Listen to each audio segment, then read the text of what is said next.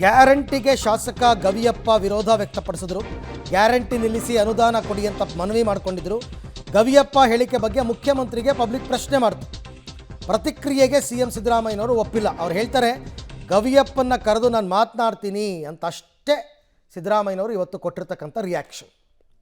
ಗವಿಯಪ್ಪ ಅವರು ಶಾಸಕರ ಅನುದಾನಕ್ಕೆ ಗ್ಯಾರಂಟಿ ಯೋಜನೆ ಕಡಿತ ಮಾಡಬೇಕು ಅಂತ ನಿಮ್ಮ ಎಂಎಲ್ಎ ಹೇಳಿದ್ದಾರೆ. ಗವಿಯಪ್ಪ ಅವರು ಶಾಸಕರ ಅನುದಾನಕ್ಕೆ ಗ್ಯಾರಂಟಿ ಯೋಜನೆ ಕಡಿತ ಮಾಡಬೇಕು ಅಂತ ನಿಮ್ಮ ಎಂಎಲ್ಎ ಹೇಳಿದ್ದಾರೆ. ಗವಿಯಪ್ಪ ಅವರು ಶಾಸಕರ ಅನುದಾನಕ್ಕೆ ಗ್ಯಾರಂಟಿ ಯೋಜನೆ ಕಡಿತ ಮಾಡಬೇಕು ಅಂತ ನಿಮ್ಮ ಎಂಎಲ್ಎ ಹೇಳಿದ್ದಾರೆ. ಗವಿಯಪ್ಪ ಅವರು ಶಾಸಕರ ಅನುದಾನಕ್ಕೆ